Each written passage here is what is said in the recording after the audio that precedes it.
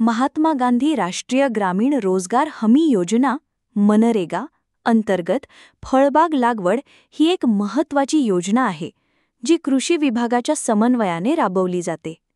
ही योजना रोजगार हमी तर देतेच, शिवाय दीर्घकालीन उत्पन्नाचे साधनही निर्माण करते. फळबाग लागवड ही योजना कृषी विभाग व ग्रामपंचायतीच्या समन्वयाने राबवली जाते. उद्दिष्ट: ग्रामीण कुटुंबांना दीर्घकालीन आर्थिक उत्पन्न उपलब्ध करून देणे, रोजगार हमी व्यतिरिक्त सेंद्रिय उत्पादन व पर्यावरणपूरक शेतीला चालना देणे, शेतकऱ्यांच्या जमिनीचा उत्पादनक्षम वापर करणे, पाणलोट क्षेत्र विकास आणि हरित क्षेत्र वाढवणे. लाभार्थी निवड: BPL, SC/ST, अल्पभूधारक शेतकरी किंवा मनरेगा योजनेखालील जॉब कार्ड धारक. शेतजमीन असणे आवश्यक. हवामान, माती, पाणी यानुसार फळांची निवड, जसे की आंबा, सीताफळ, आवळा, चिंच, संत्रा इत्यादी. मनरेगा अंतर्गत फळबाग लागवड ही योजना रोजगार हमी प्लस शाश्वत उत्पन्न यांचा उत्तम संगम आहे. योग्य नियोजन, तांत्रिक मार्गदर्शन आणि शेतकऱ्यांचा सहभाग यामुळे ग्रामीण समृद्धीकडे एक सकारात्मक पाऊल ठरत आहे. आसोला तालुका औंढा नागनाथ जिल्हा हिंगोली या ठिकाणी आलो आहेत. महाराष्ट्र शासनानं 1992 रोजी फळबाग लागवड योजना सुरू केली. कालांतराने हीच फळबाग योजना महात्मा गांधी रोजगार हमी योजनेमध्ये इन्क्लूड झाली आणि खऱ्या अर्थानं शेतकऱ्याची त्या ठिकाणी उन्नती झाली. जेव्हापासून महाराष्ट्र ग्रामीण रोजगार हमी योजनेमध्ये फळबागेचा समावेश केला, तेव्हापासून मोठ्या प्रमाणात शेतकऱ्याने फळबाग लागवड केली आणि आपली आर्थिक उन्नती साधली. असंच एका गावामध्ये आज आपण नागरे यांच्या शेतात आलेलो आहेत. त्यांनी महाराष्ट्र ग्रामीण रोजगार योजनेअंतर्गत फळबाग लागवड केली, त्यांच्याशी आपण आज चर्चा करूयात. रामराम. सहाय्यक कृषी अधिकारी राऊसाहेब, तसेच सुधारित शेतकरी केशवराव ढोबळे, माजी सरपंच बमरराव ढोबळे, नागरे मामा आणि इतर शेतकरी या ठिकाणी उपस्थित आहेत. मी विनंती करतो राऊसाहेबांना, त्यांनी फळबाग लागवडीचं नियोजन कसं केलं, नागरे मामा शेता सुरुवातीला तुम्ही सांगावं. नमस्कार. आज आपण इथं आसोला तर्फे औंढा तालुका औंढा नागनाथ जिल्हा हिंगोली राजाराम कृष्णाजी नागरे यांच्या शेतामध्ये आपण आलेलो आहोत. त्यांनी नारळाची लागवड पारंपरिक पीक पद्धतीला फाटा देऊन नारळाची लागवड किंवा एक वैशिष्ट्यपूर्ण पिकाकडे त्यांनी निवड केली आहे. यांच्याबद्दल आपण तुमचं आता नाव सांगा. आपलं राजाराम कृष्णाजी नागरे, गाव आसोला तर्फे औंढा. तुम्ही या पिकाकडे कसं वळाले? या पिकाकडे असं वळण्याचं बघा, दुसऱ्या पिकाला वातावरण बरोबर नाही, भाव बरोबर नाही, याच्यामुळे या पिकाकडे वळा वाटलं म्हणून तुम्ही हेच पीक का निवडलं म्हणायचं? मग हे याला वानरापासून याच्यापासून सोर्स भेटे, याला वानराचा त्रास नाही, जंगली जनावरांपासून याला त्रास नाहीये. आणि आपण घरी साठवून ठेवू शकतो, याला आपल्या मनावर विकू शकतो. म्हणजे जसं आपण पिकाचं आहे नाशवंत आहे, हा नाशवंत नाहीये, याच्यामुळे ही निवड केली. बाजारपेठ जेव्हा आपल्याला पाहिजे तेव्हा आपण विकू शकतो, उपलब्ध आहे. याला बाजारपेठ हुडकायची गरज नाही. कधी लागवड केली तुम्ही? 2022 मध्ये, काय 23ला. 2023ला. म्हणजे हे जवळपास बाग 2 वर्षाची पण झाली नाही. 2 वर्ष झाल्या, 2 महिने 3 महिने कमी येतं. बघू शकतो आपण, झाडाचा बुंदा मोठा झालेला आहे, झाडाची वाढ भरपूर झालेली आहे. कुठून आणलं तुम्ही रोप? हे बेंगलोर, कर्नाटक, कासारगोडा म्हणून. ICR रिसर्च स्टेशन आहे, जिन प्लांट, जिन बँक म्हणून आहे. ही हायब्रिड व्हरायटी आहे. त्याला तुम्ही कुठल्या योजनेतून घेतलं? हे महात्मा गांधी राष्ट्रीय रोजगार हमी योजनेमधून घेतलंय. कृषी विभागाकडून. तुम्हाला अनुदान मिळालं का? सगळं मिळालं, काही मिळायचं राहिलं, शेवटचं वर्ष राहिलं. मिळालं. आता याच्यातून तुम्हाला याच्यात काय आंतरपीक काय घेता? याच्यात सोयाबीन घेतो. आता सोयाबीन घेतलं की मग हरभरा घेतोय. उंच वाढणारी पिकं घ्यायची नाही, याच्यात फक्त लहान लहान याच्या खालचे पिकं घ्यायचे. म्हणजे नारळ बागेमध्ये त्रास होईल. तुम्हाला याच्यात नारळ पिकाबरोबर तुमचं दुसरं पीक पारंपरिक जे पीक आहे सोयाबीन, हरभरा, त्याचं सुद्धा भाजीपाला. म्हणजे तुमचं अपेक्षित उत्पन्न किती होईल आणि किती वर्षानंतर ह्याला फळधारणा होईल? याला अपेक्षा 2-3 वर्षांनी येईल. अपेक्षा काय धरायची आता? किती उत्पादन होईल? किंवा एका झाडापासून किती? तुम्हाला एका झाडापासून कमीत कमी 1000 रुपये तरी येतील सुरुवातीच्या वर्षात. 1000 रुपये सुरुवातीला जर 1000 रुपये जरी मिळाले लहान झाड असताना, पण जसं झाड वाढल तसं थोडं वाढ, उत्पादनात बी बऱ्यापैकी वाढ. याच्यातून तुमची आर्थिक उन्नती पण बऱ्यापैकी होईल. त्याचबरोबर तुम्ही पारंपरिक पिकं पण घेता, त्याच्यामधून बी तुम्हाला ते त्याच्यातून बी होतंय. उत्पन्नावर हे होतं. तुमचा एक मोबाईल नंबर सांगा सगळ्यांना. 96 57 21 64 46. नमस्कार ढोबळे मामा. तुम्ही जे नारळ लागवड केली आहे ती नारळ लागवड कोण्या योजनेतून केली आहे? नारळ लागवड ही MRGS या योजनेअंतर्गत केलेली आहे. फळ लागवड MRGS जी आहे. आता आपण जे हे विभाग या झाड हे बागेतलं झाड बघतो आपण, किती वर्षाचं झाड आहे आणि हे झाड लागवडीला ऑगस्ट 2023 मध्ये याची लागवड झालेली आहे. हे झाड जवळपास 22 महिने किंवा 20 महिन्याचं झालेलं आहे. जवळपास झालेलं याची वाढ तुम्हाला अपेक्षेपेक्षा चांगली झालेली आहे. या लागवडीचं नियोजन तुम्ही कसं केलं आणि झाडं तुम्ही कुठून आणली आणि ते सांगा एकदा थोडं शेतकऱ्यांना. लागवडीचं नियोजन म्हणजे आता असं आहे की MRGS जे माप आहे 8 बाय 8 मीटरचं, त्या योजनेअंतर्गत आम्ही सुरुवातीला याची मार्किंग केली. मार्किंग करून 2 बाय 2 चे खड्डे खतले आम्ही. आणि खड्डे खतून थोडी माती टाकून रेती टाकून त्याच्यात एक ट्रायकोडर्मा जे बुरशीजन्य जे रोग पावडर जे आहेत ट्रायकोडर्मा मिश्रण याचं मिश्रण केलं. निंबोळी पेंट टाकली आणि हे जे झाडाचं रोप जे आहे केंद्रीय संसद कासारगोडा बेंगलोर रिसर्च सेंटर या सेंटर मधून आम्ही हे झाड आणलेले आणि त्याची लागवड आम्ही ऑगस्ट मध्ये 2030 मध्ये केलेली आहे. या झाडाचं वैशिष्ट्य एकदा सांगा सर्वांना. काय आहे नेमकं याचं विशेष काय बात आहे याच्यात? या झाडाचे वैशिष्ट्य आहे की या झाडाचं हे WCT आणि COD म्हणून असं जे व्हरायटीचं नाव आहे, म्हणजे क्रॉसिंग केलेली हायब्रिड वाण आहे आणि हे 3 वर्षामध्ये याचं फळ येऊ शकते. आणि या झाडाला कमीत कमी 25 फूट हाईट आहे. या हाईटीमध्ये त्याला 250 ते 300 फळ धरण्याची क्षमता आहे या झाडामध्ये. याला आता तुम्हाला फळधारणा कधी होईल याची तुमच्याकडून अपेक्षा कशी आहे आणि तुम्ही नर्सरी म्हणजे समजा ICRचं काय म्हणणं आहे? शासनाचं म्हणणं आहे की आमचं हे जे झाड आहे हे 3 वर्षामध्ये याची फळधारणा होऊ शकते. तर आमचं म्हणणं आहे 3 वर्षाच्या जागी 4 वर्षाला का होईना एखादा वर्ष आपण मागं पुढं कमी जास्त होऊ अशा पद्धतीत हे झाडाची याची फळधारणा जर झाली तर फळधारणा झाल्यानंतर तुम्हाला याच्यातून किती नारळाची लागवड होऊ शकते किंवा संख्या किती नारळाची संख्या येऊ शकते? आता याच्यात कमीत कमी आमची आशा आहे की एका झाडानं कमीत कमी 300 फळ धारणा, कारण जे रिसर्च सेंटरचे तिथले डीन जे प्राध्यापक जे शास्त्रज्ञ होते त्यांनी सांगितले की या झाडाची कॅपॅसिटी 400 फळापर्यंत आहे. पण आमच्या एका वर्षामध्ये याला 400 फळ लागायच्या ऐवजी आमचं म्हणणं आहे की बा आम्हाला 200 जरी फळ लागलं आणि 20 रुपयाने 30 रुपयाने जरी विकलं तर 6,000 रुपयाला झाड पडते. 6 गुणिले शासनाच्या नियमाप्रमाणे एकरी 60 झाड आहे. 6/24 म्हणजे 2,40,000 उत्पन्न आहे. पण आमचं म्हणणं आलं की बिना खर्ची सेंद्रिय मध्ये या झाडापासून दुसरं एक वैशिष्ट्य असते, एका झाडापासून वर्षाला 1.5 क्विंटल सेंद्रिय खत उत्पन्न होते. पाण्याचा बुगा आणि नारळाचं जे आहे त्या या वेस्टेज पासून 1.5 क्विंटल खत म्हणजे त्याला टाकण्याचं या झाडाचं वैशिष्ट्य आहे. आता हे जे झाड लावले तुम्ही म्हणता की एका वर्षामध्ये याला 400 फळं लागतील. पण आता हे जे आहे ते रिसर्च स्टेशन कर्नाटक मध्ये आहे. पण इकडे आता औंढा तालुक्यामध्ये तुम्ही पहिल्यांदाच प्रयोग केला. तर ह्या वातावरणामध्ये हे झाड तग धरतंय का? आता हे झाड दिसतात त्याप्रमाणात एकदम वाढ व्यवस्थित. ज्यावेळेस आम्ही त्या रिसर्च सेंटरला गेलो होतो त्यावेळेस आम्ही तिथल्याला विचारलं की आपला मराठवाडा हा भाग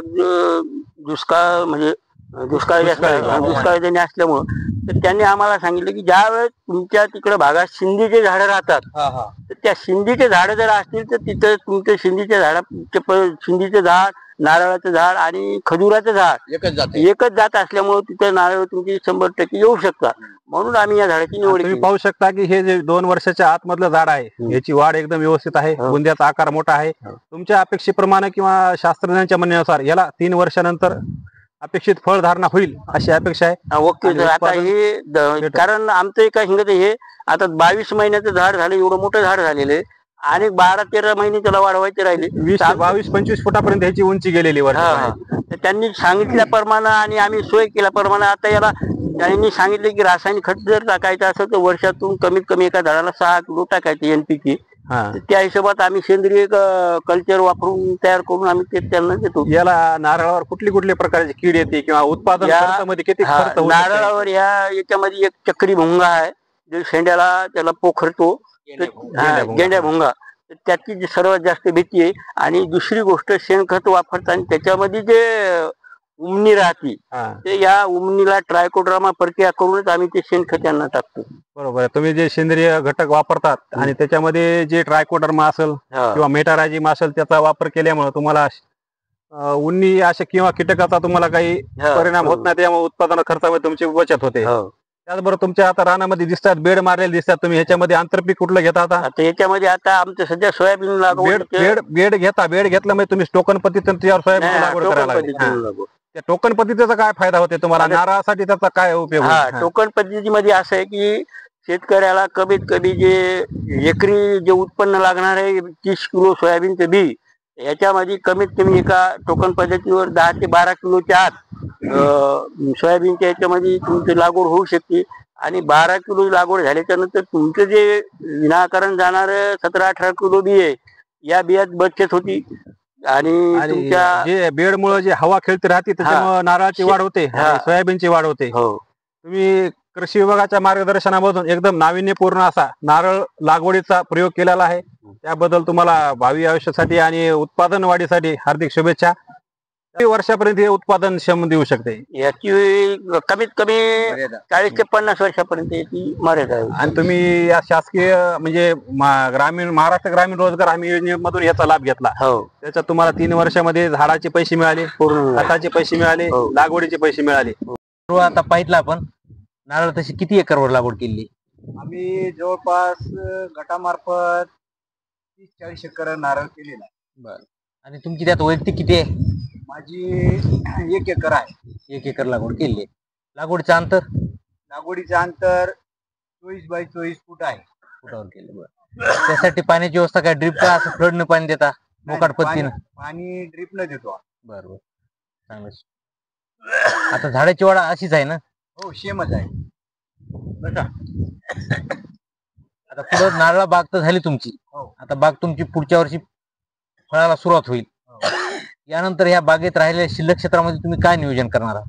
आम्ही आता राहिलेल्या बागेमध्ये आम्ही आता असंच द्विदल पीक पद्धती घेतो. 2 पद्धती म्हणजे सोयाबीन, हरभरा. संजय हनुमराव नागरे. बरं. तुम्ही नारळच लागवड केली ना? हो. किती केली लागवड? आपलं 101 झाड आहे. बरं. लागवडीचं अंतर? 24 बाय 24. 24 बाय फुटावर. तुम्ही पाणी देण्याची पद्धत अशी ड्रिपच केली आहे का? ड्रिपच. बरं. तुम्हाला असं कोणी सांगितलं की नारळ लागवड करावं? कारण नाही, आपल्याकडे नारळ लागवड करत नाहीत आणि पहिल्यांदाच इकडे एवढ्या मोठ्या प्रमाणात लागवड झाली. तुम्हाला ढोबळे साहेब हे लावली आहे ना, त्याच्यानंतर आम्ही लावली. 2023 ला लावली. हा, 1 वर्ष आधी लावली. हे पाहू दे ना म्हणजे लावा, मग आम्ही वळलो त्याच्याकडे. एक चांगलं वाटलं आम्हाला पीक हे. तर याविषयी आता तुम्ही बाग लावली, आता याच्यात तुमची काय नियोजन आहे? तुम्ही कसं बाग लावली, आता याच्यानंतर तुमचं मार्केटिंग किंवा म्हणजे विक्री व्यवस्था हे काय करणार, कसं याविषयी सांगा आम्हाला. आता मार्केटिंग आता सगळे संगमच आता आमचे माल येणार, बागवान येणार, तिथूनच जाणार. बाकीचे आम्ही आमचा जे बचत गट आहे याच्या मार्फत माल सर्वांचा जे पूर्ण गोळा करणे. जर समजा आम्हाला मार्केटला पाण्याचं नारळ पाहिजे असेल तिथं पाण्याचं देऊ. जिथं जर पाणी नाही चाललं, पाण्याचं मार्केटला जास्त नारळ आलं तर आम्ही त्याचं पिकलेलं नारळ करू, त्याचं खोबरं सुकणार कंपनीला पुरवठा करू. म्हणजे गटामार्फत तुम्ही विक्री व्यवस्था पाहणार आहे. आता खत वगैरे बियाणं तुम्ही गटामार्फत खरेदी करणार सर्व समजा व्यवस्थित. महात्मा गांधी ग्रामीण रोजगार योजना खऱ्या अर्थाने शेतकऱ्यासाठी वरदान ठरणारी आहे आणि ती ठरत सुद्धा आहे. यामध्ये ग्रामीण बेरोजगारांना 100 दिवस रोजगार उपलब्ध होणार, त्याचबरोबर 100% अनुदानावर लागवड होणार. ही खऱ्या अर्थानं शेतकऱ्यासाठी खूप चांगली संधी आहे. ज्याप्रमाणे नागरे मामांनी शेतात नियोजन केले, असेच महाराष्ट्रातले इतर शेतकरी सुद्धा यांचा वेगळा नाविन्यपूर्ण उपक्रम घेऊन नक्कीच मोटिवेट होतात आणि लागवड करताना याची मला आशा आहे. आता तुम्ही हे जे पीक नारळ पीक निवडलंय, हे पीक निवडण्याचा उद्देश काय? तुम्हाला काय फरक काय जाणवला याच्यात? माझं नारळ पीक निवडण्याचं कारण एक आहे की ज्यावेळेस आम्हाला एक प्रशिक्षण भेटलं होतं तळेगाव दाभाडे पुणे येथे, संरक्षित शेती संदर्भातलं ते प्रशिक्षण होतं. आणि तिथं नेल्याच्या नंतर शेड नेट, पॉली हाऊस, आता महाराष्ट्र मध्ये मराठवाडा जे भाग आहे आपला, हा दुष्काळजन्य परिस्थिती असल्यामुळं आणि इथं काही प्रमाणात गारपीट सुद्धा होऊ शकते. ते गारपीट झाल्याच्या नंतर शेतकऱ्याकडे कमीत कमी किमान तरी 20 गुंठे तरी त्याला संरक्षित शेती ही शेतकऱ्यानं कंपल्सरी करायला पाहिजे. आता संरक्षित शेती म्हणजे काय? की बाबा आपण जे पीक घेतलंय तर त्याचं गारा ऊन पाणी याच्यापासून संरक्षण व्हावं म्हणून जे घेतलेलं पीक आहे त्याच्यासाठी त्याला संरक्षित शेती असे म्हणतात. तर ते केल्याच्या नंतर त्या शेतीला ती संरक्षित शेती करीत असताना त्याला खूप खर्च आहे. शेडनेट झालं पॉली हाऊस कमीत कमी एकरी 20 ते 25-30 लाखापर्यंत सुद्धा त्याचा खर्च आहे. हा सर्वसामान्य शेतकऱ्याला खर्च परवडणारा नाही. घनीव कृषी विभागाचं अनुदान जरी असेल तर शेतकऱ्याला 10% सुद्धा वाटा टाकण्यात त्यांची म्हणजे परिस्थिती नसल्यामुळं ते तेवढं टाकू शकत नाही. मग माझ्या मनात एक विषय आला की बाबा आपल्याला संरक्षित शेती करीत असताना एक नारळ पीक माझ्या लक्षात आलं आणि नारळ पीक हे मी संरक्षित शेती म्हणून निवडलं. आता नारळ असं आहे की त्याला गारपीट नाही बी काही होत नाही, पाणी कमी जास्त झालं तरी काही होत नाही आणि त्याचं उत्पन्न बी खूप चांगलं आहे नारळाचं. आता नारळ लावित असताना माझा विचार आला की नारळ कोण्या नर्सरीचं घ्यायचं. आमचे कृषी विभागाचे तत्कालीन तालुका कृषी अधिकारी वाघसाहेब म्हणून होते. त्यांना मी घातलं की बाबा सर आम्हाला असं एक नारळ आपल्या MRGS मधच्या योजनेमध्ये समाविष्ट आहे का. आणि असेल तर आमच्या एक अष्टविनायक शेतकरी बचत गट म्हणून आहे आणि या गटामार्फत आम्ही पूर्ण शेतकऱ्याला नारळ लागवड करण्यासाठी प्रोत्साहित करतो. तसं आम्हाला असलं तर सांगा. ते म्हणजे काय अडचण नाही, चांगलं आहे. म्हणून आम्ही नारळ या पिकाकडे वळलो. वळल्याच्या नंतर त्यांनीच मला एक फोन केला की बाबा तुम्ही जर एक वडीलभर थांबले तर तुम्हाला एक नारळाचं चांगलं रूप भेटून देते. कारण नर्सरीमध्ये काय तेवढं हे ओरिजिनल रूप भेटेल म्हणून काही सांगत नाही. पण शासनाचं एक रिसर्च कासारगोळा बेंगलोरमध्ये सेंटर आहे, ICRचं रिसर्च सेंटर आहे. तिथून तुम्हाला आम्ही रोप उपलब्ध करून देतो. मग त्याप्रमाणे आम्हाला त्यांनी WCT आणि COD म्हणजे जे की हायब्रिड वाण आहे ते नारळ बी चलते, पाणी बी चलते, सगळं या तिन्ही याच्यामध्ये ही जी व्हरायटी आहे ही म्हणजे रूपाचं चांगलं आहे. तेलाचे प्रमाण बी जास्त आहे, सगळंच आहे. म्हणून आम्ही शेतकऱ्याची मार्गदर्शन घेतलं, सगळ्याची बैठक बोलवली आणि ग्रुपनं ठरवले की बाबा आपण कमीत कमी 2-2 एकर नारळ लागवड करू. त्याप्रमाणे आमचे राजाराम कृष्णाजी नागरे हे सुद्धा यांनी ऐकलं, आमच्या जे ग्रुपनं सगळ्यांनी ऐकलं. प्रत्येक शेतकऱ्यांनी 1-2 एकर हा प्लॉट पूर्ण लागवड केलेली आहे. आणि या प्लॉटामागं असं आहे की 1 एकरची 3 एकर शेती आपल्याला कशी करता येईल ते हे सुद्धा मी त्याच्यामध्ये मार्गदर्शन केलं. की आता काही शेतकऱ्याच्या म्हणण्यात आलं की बाबा 1 एकरची 3 एकर शेती कशी होईल. तर मी सांगितलं बाबा वाट एकच आहे, त्याला विमानानं जायचंय का पायानं जायचंय का सायकलवर जायचं त्या शेतकऱ्यानं ठरवायचं. तर मी सांगितलं बाबा आपण हे नारळचे नारळ 8 मीटर अंतर हे जायचं. याला जर बांधीदार बांधला आपण याच्यात येलवर्गीय पीक घेता येते. नारळ आपलं वरी झालेलं आहे आणि खाली जे पीक आहे तुमचं सोयाबीन असो हरभरा असो जे शेतकरी पारंपरिक घेतात त्याप्रमाणेच आपल्याला त्याच्यापेक्षा जास्त उत्पन्न हवा लागल्यामुळे होते. पण आपल्याला जर असं शेतीत बदल करावा लागतो. म्हणून आम्ही बदल करून आता नागरे मामा सांगतात तसे त्यांनी ते हरभरा सोयाबीन एकरी 10 क्विंटलचं नारळाचं उत्पन्न घेतात.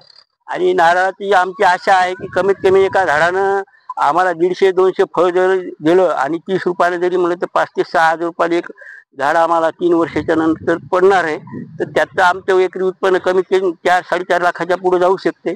आणि आंतरपीक सुद्धा जे आहे आम्हाला इतर शेतकऱ्याबरोबर आम्हाला त्याचं मिळू शकते.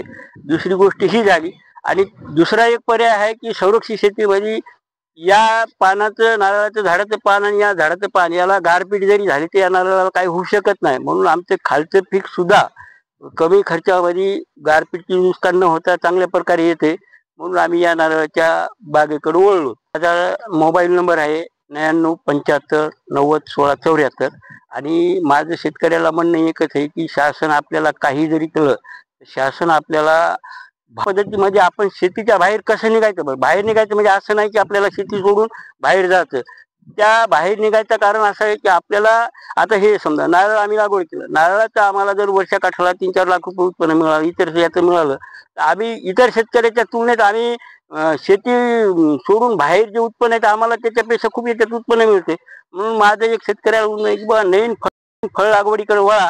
शेतीत बाहेर निघण्याचा असा विषय नाही, पण आपल्याला बाहेर निघून शेतीचं उत्पन्न कसं जास्त निघता येईल आणि कोणत्या पद्धतीने निघता येईल ते आपण शेतकऱ्यांनी याच्यातून अनुभवावा. शासन सुद्धा फळबाग लागवडीसाठी मदत शासन करतंय. सुद्धा याच्यामध्ये तुम्हाला प्रत्येक याला आंबा असो संत्रा असो डाळिंब असो कोणतेही असो याला खूप फळबाग लागवडीसाठी शासन खूप सहकार्य करायले आणि त्या योजनेचा सर्व शेतकऱ्यांनी फायदा घ्यावा पाहिजे असं माझं वैयक्तिक मत आहे. धन्यवाद. महाराष्ट्र ग्रामीण रोजगार हमी योजनेत फळबाग लागवड करण्यासाठी पात्रता, त्यामध्ये सर्वात महत्वाचा जो शेतकरी जॉब कार्ड धारक असावा, तसेच SC ST, दिव्यांग व्यक्ती, महिला या सर्वांना त्याचा लाभ मिळतो. कमीत कमी जमीन 0.20 ते 2 हेक्टरपर्यंत आपण याची लागवड करू शकतो. औंढा तालुक्यात ज्याप्रमाणे नागरे मामा किंवा ढोबळे मामांनी लागवड केली, अशा आपल्या तालुक्यात जास्तीत जास्त लागवड योजनेमध्ये व्हावा ही शेतकऱ्यांना माझी विनंती आहे. धन्यवाद. पारंबाच्या ओल्या मातीवर स्वप्न रोवली आम्ही हातावर. नारळाचे झाडं नाजूक गोंडस आज उभा आहे आमच्या शेतावर. धरणीच्या कुशीत हिरवाण नवी, श्रमातून आली संपत्ती खरी. नारळाची बाग साजिरी, आनंदात न्हालं घरदारी. हस्त खेळतं शेतकरी कुटुंब, निसर्गाची हीच देणगी भारी.